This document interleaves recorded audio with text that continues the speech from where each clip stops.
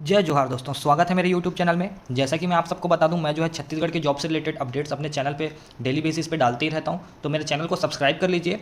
और जो है आपको अगर इधर उधर भटकना नहीं है, आपको जो है छत्तीसगढ़ की जॉब से रिलेटेड सारी जानकारी एक ही जगह पे चाहिए, तो आप जो है मेरे चैनल को सब्सक्राइब करके रख लीजिए। और एक मेरा टेलीग्राम चैनल भी है, जहाँ पे मैं चयन सूची और आपका मेरिट लिस्ट और क्या बोलते हैं डॉक्यूमेंट वेरिफिकेशन के लिए जब भी कोई नोटिस आता है तो मैं उसको सारी जानकारी जो है वो टेलीग्राम चैनल के माध्यम से दे देता हूँ। तो आप मेरे टेलीग्राम चैनल को भी ज्वाइन कर लीजिए, जिससे कि क्या है, आपको ये सारी चीज़ों की जानकारी तो होगी ही होगी। आप साथ में अपने कुछ सवाल आपके अगर होंगे किसी चीज़ से जो गवर्नमेंट जॉब से रिलेटेड, तो जो है आप वहाँ पे मुझसे पूछ सकते हैं। मैं अपने हिसाब से जो है मुझसे जितना हो सकता है मैं क्लियर करने की जो है कोशिश करता हूँ। ठीक है, तो चलिए आज मैं लेके आ गया हूँ आप लोगों के लिए एक नई वैकेंसी होने वाली है। ठीक है, ये जो है सिर्फ एक ही ज़िले में नहीं है, ये जो है 5 से 7 ज़िले में जो है वैकेंसी निकली हुई है। तो मैं अभी आपको एक ही ज़िले का दिखा रहा हूँ और जो है ज़िले के नाम बता दूंगा लास्ट में कि और किस किस ज़िलों पे जो है ये वैकेंसी आई हुई है और आपको कैसे अप्लाई करना है। ठीक है, तो चलिए देख लेते हैं। तो ये जो होने वाला है, ये जो है कार्यालय जिला कार्यक्रम अधिकारी महिला एवं बाल विकास विभाग जिला बालोद की वैकेंसी की जो है मैं आपको डिटेल दिखा रहा हूँ। सारी जगहों पे जो है एक ही सेम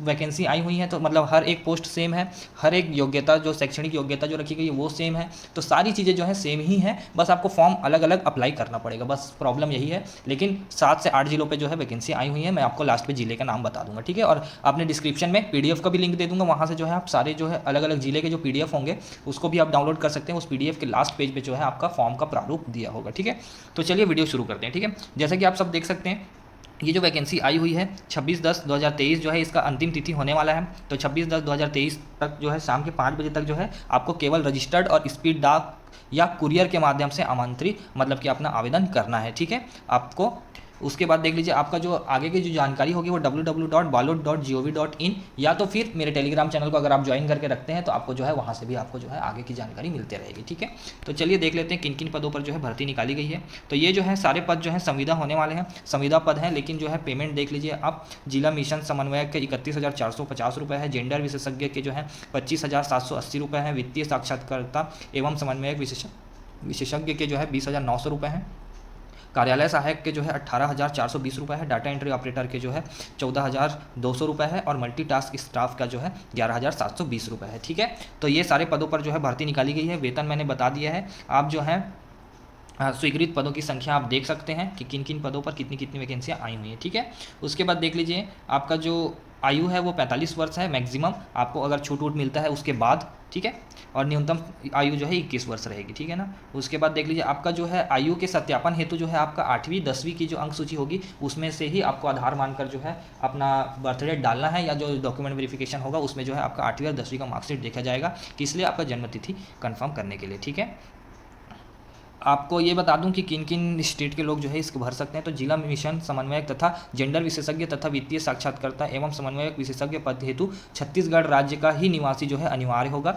किंतु छत्तीसगढ़ राज्य के निवासियों के आवेदन करने पर ही उन्हें प्राथमिकता दी जाएगी। इस हेतु मेरिट निर्धारण में अंकीय प्रणाली में छत्तीसगढ़ के स्थानीय निवासी को इन पदे हेतु 2 अंक जो है बोनस दिया जाएगा। ठीक है ना, यानी कि बाहर के भी अप्लाई कर सकते हैं, जरूर से इस पदों के लिए अप्लाई कर सकते हैं, लेकिन उनको जो है बाहर के लोगों को जो है छत्तीसगढ़ के बाहर के जो निवासी वाले होंगे उनको जो है 2 अंक एक्स्ट्रा नहीं दिए जाएंगे, छत्तीसगढ़ के जो निवासी होंगे उनको जो है 2 अंक एक्स्ट्रा दिए जाने वाले हैं। ठीक है, बाकी जगह के जो शेष पद है ना उस पर जो है अभ्यर्थी को छत्तीसगढ़ का मूल निवासी होना अनिवार्य है।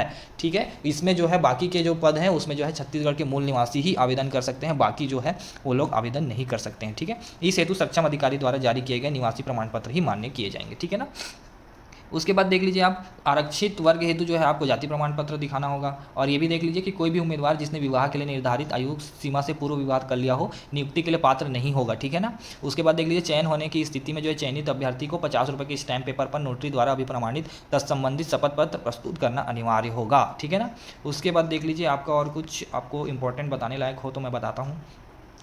हाँ, प्रत्येक अगर आप एक से ज़्यादा पद के लिए अप्लाई करना चाहते हैं तो जो है आपको प्रत्येक पद के लिए पृथक पृथक आवेदन करना होगा। लिफाफे के ऊपर मैं ये बता दूं, आप जो लिफाफा तैयार करेंगे जिस पे आपका फॉर्म होगा और आपका जो है सत्यापित स्व सत्यापित जो है आपका सारे डॉक्यूमेंट के जो रिजल्ट के जो है छाया प्रति लगे होंगे, उसको जो है एक लिफाफे पे डालिएगा और उस लिफाफे के ऊपर ठीक है, एवं आवेदन पत्र में जो है पद का नाम जिसके लिए आप आवेदन कर रहे हैं, ठीक है, अगर आप मल्टीटास्किंग स्टाफ के लिए कर रहे हैं तो उसमें जो है पद का नाम लिखिएगा कि मल्टीटास्किंग स्टाफ के लिए हेतु आवेदन, ठीक है, ये स्पष्ट रूप से लिखा होना चाहिए, ठीक है, अन्यथा आवेदन निरस्त कर दिया जाएगा, ठीक है, इस चीज़ को भूलिएगा मत। आप कितना भी फॉर्म अच्छे से भर लीजिए, लेकिन अगर ये नहीं लिखा होगा तो आपका जो है मतलब कि आपका जो है आवेदन जो है निरस्त कर दिया जाएगा, सीधा लिखा हुआ है, ठीक है।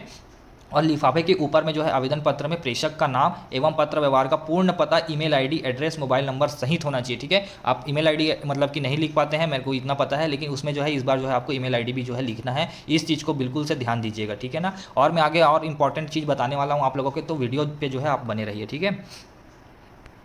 और आपको जो है हाँ, वेटेज किस मतलब आपका जो चयन जो प्रक्रिया होने वाला है वो कैसे होगा, ठीक है। वांछित न्यूनतम शैक्षणिक योग्यता के प्राप्त अंक प्रतिशत पर 100 अंकों का वेटेज देते हुए अधिकतम 60 अंक दिए जाएंगे। उसके बाद जो है अनुभव के लिए आपको 2 अंक दिए जाएंगे, अधिकतम जो है 18 अंक जो है आपको मिलेंगे, ठीक है, अगर आपके पास उस पद के पीछे एक्सपीरियंस है तो, ठीक है। छत्तीसगढ़ के मूल निवासी आवेदकों को 2 अंक बोनस दिए जाएंगे, जो कि मैंने पहले बता दिया किन किन लोगों को जो है 2 अंक बोनस मिलने वाले हैं।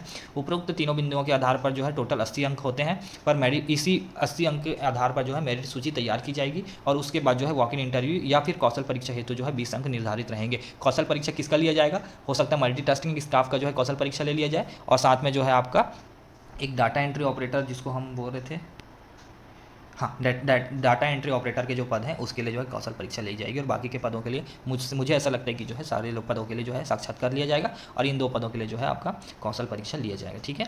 उसके बाद देख लेते हैं तो आपका जो है न्यूनतम शैक्षणिक योग्यता क्या होने वाला है, ठीक है। तो जिला मिशन समन्वयक के लिए आप देख लीजिए, अनिवार्य न्यूनतम शैक्षणिक योग्यता आपका जो है समाजशास्त्र हो, जीवन विज्ञान हो, पोषण, स्वास्थ्य प्रबंधन, समाज कार्य, ग्रामीण प्रबंधन में स्नातक डिग्री होना चाहिए, ठीक है। आपका BA समाजशास्त्र, सामाजिक कार्य BSW, BSc clinical and nutrition, BSc food and nutrition and dietetics, BA public health, BBA rural management, ठीक है, मैनेजमेंट,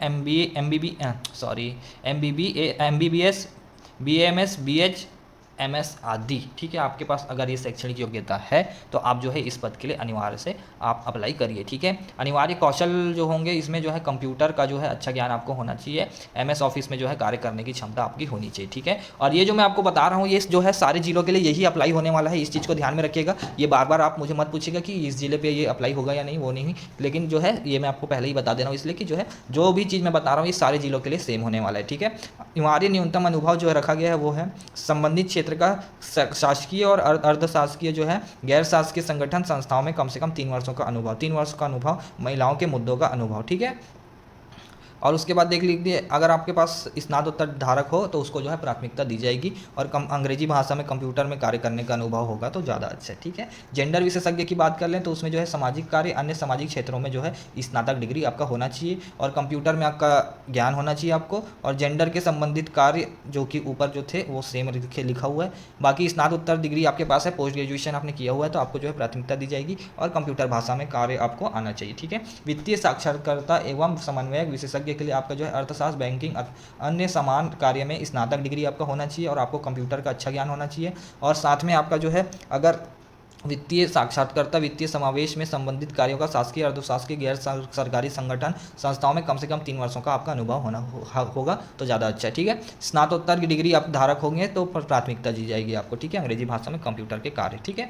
कार्यालय सहायक के लिए आप देख लीजिए तो लेखा और अन्य क्षेत्र में स्नातक या डिप्लोमा जिसमें लेखा एक विषय के रूप में सम्मिलित हो, ठीक है, और आपका जो है कंप्यूटर आपको आना चाहिए, और साथ में अगर आपके पास एक्सपीरियंस है तो एक्सपीरियंस जो है आपका लेखा संबंधित कार्यों का शासकीय, शासकीय, गैर शासकीय संगठन संस्थाओं में कम से कम 3 वर्षों का अनुभव होना चाहिए। अगर आपके पास है तो, और नहीं है तो भी आपको इस फॉर्म के लिए आप एलिजिबल हैं, आप अप्लाई कर सकते हैं, ठीक है। अंग्रेजी भाषा में कार्य, कंप्यूटर में कार्य करने का अनुभव आपके पास होगा तो आपके लिए ज़्यादा अच्छा है, ठीक है। डाटा एंट्री ऑपरेटर की बात करें तो स्नातक उपाधि के साथ साथ आपका जो है कंप्यूटर कार्य का स्नातक उपाधि है, या तो फिर ITI मतलब कंप्यूटर कार्य या तो फिर IT में आपका स्नातक उपाधि होना चाहिए, ठीक है, और अन्य क्षेत्रों का ज्ञान, ठीक है, ये न्यूनतम शैक्षणिक योग्यता है, और साथ में आपको कंप्यूटर में अच्छे से अच्छा ज्ञान होना चाहिए आपका, और डाटा प्रबंधन, process, documentation and web desk, reporting, formatting कार्य में आपका जो है करने का जो है शासकीय, अर्धशासकीय, गैर सरकारी संगठन संस्थाओं में कम से कम 3 वर्षों का अनुभव होना चाहिए, ठीक है। अगर नहीं भी है तो भी आप अप्लाई कर सकते हैं, ठीक है। अंग्रेजी भाषा में जो है कंप्यूटर में कार्य करने का अनुभव आपके पास अगर होगा तो ज़्यादा अच्छा।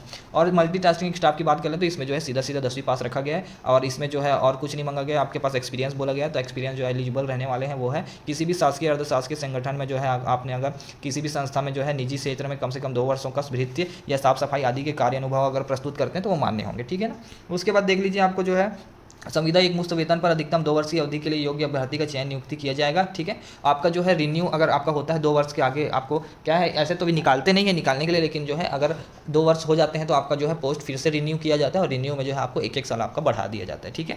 तो उसके बाद देख लीजिए हैं अगर अन्यथा नियुक्ति के अवधि समाप्त पर नियुक्ति स्वमेव समाप्त मान ली जाएगी, ठीक। 1 वर्ष के लिए जिला कलेक्टर द्वारा बढ़ाने का निर्णय लिया जा सकेगा, मतलब कि अगर जिला कलेक्टर चाहेगा तो 1 वर्ष के लिए बढ़ा सकता है, या तो फिर अगर नहीं बढ़ाया जाता है तो नियुक्ति उसी समय जो है आपका स्वमेव समाप्त मानी जाएगी, ठीक है ना। उसके बाद देख लेते हैं तो ये आवेदन का प्रारूप है, ये जो है बालोद जिले के लिए है, तो हर जिले के लिए अलग अलग प्रारूप होगा। ये मत सोचिए कि एक ही जिले के लिए आप सब एक ही प्रारूप में जो है आप सब जिले का भर देंगे। तो मैं PDF नीचे लिंक में दे रहा हूँ, आप वहाँ से जाइए और PDF डाउनलोड कीजिए और हर जिले के लिए अलग अलग आप जो है आवेदन कीजिएगा। और मैं ये बता देता हूँ कि बालोद के साथ साथ और भी ज़िले हैं, उनका नाम क्या क्या है, ठीक है।